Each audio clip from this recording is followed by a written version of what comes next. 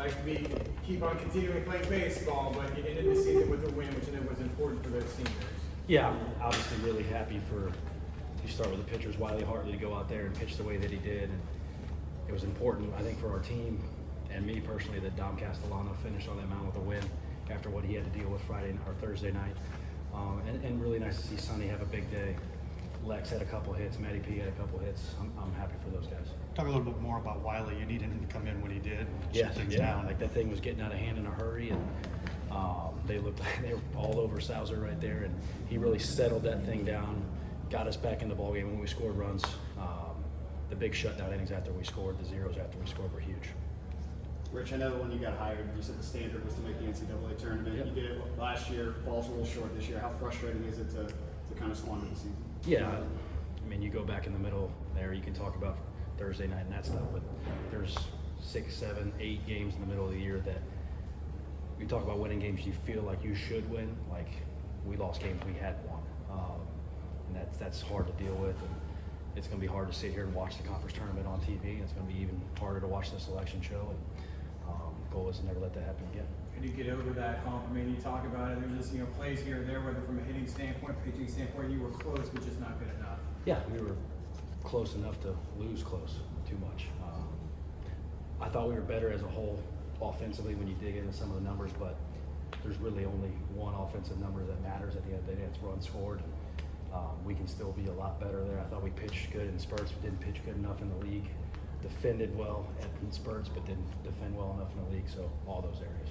What do you think the biggest difference was? You guys started the season 13-3, and then obviously conference play was much more of a challenge. What was the big difference between non-conference and conference play? Yeah, I think once we got into the middle, the starting pitching kind of faltered. Then we had to make some adjustments and switch out roles, and we had some injuries there in the middle that kind of switched roles for the pitching staff and guys trying to help their team win on the fly and adjusting roles in the middle of the year, and it just didn't work out. This is only your second season as not just UCF's head coach, but just a head coach at all. What about this season kind of helps contribute to your learning curve? How do you develop as a head coach I mean, I after a think season like all this? of it, right? Like you can win, you can learn from last year when I felt like we had some success. There was a lot to get better in, and you can obviously learn a lot from all the stuff, from everything we did, from the coaching part of it, from the player development part of it, from the program development of it. Like there's a lot to learn.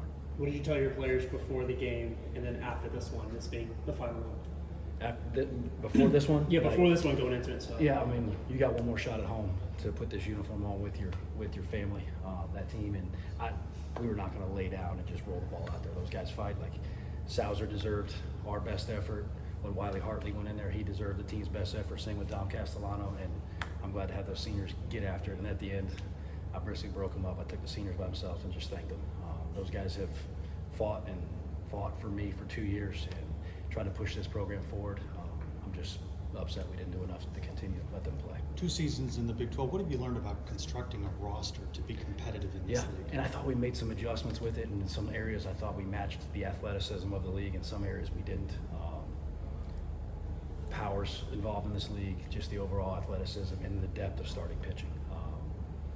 The teams that struggle in our league have starting pitching issues, and then turns into back end issues. So just the depth of pitching to continue and the quality of pitching. So what's next for you? I'm sure there's players on this team you'd like to retain, and there's a recruiting class coming in, and transfer people all new will be a big part of it too. Yeah, and then the recruiting obviously never stops. And we got guys in that room that I'm going to go talk to here in a little bit. They're going to, in 6 weeks, with the draft being as funny as it is, they're going to have to make decisions. And I'll tell you guys the same thing. I'm going to tell them, like, if you try to sit down and figure out the Major League Baseball draft, you won't. Been around it my whole life, and you can't figure it out. We'll just kind of play it by ear as it goes and try to fix the holes and make sure that we got the right guys in the locker room when we start up next year. Who are some players that we should keep an eye on when MLB draft comes around? Well, you get Diamas Ross, Antonio Jimenez is draft eligible, Espinal, from the position player wise, Dylan King's draft eligible. I'm hoping somebody gives Sonny a chance.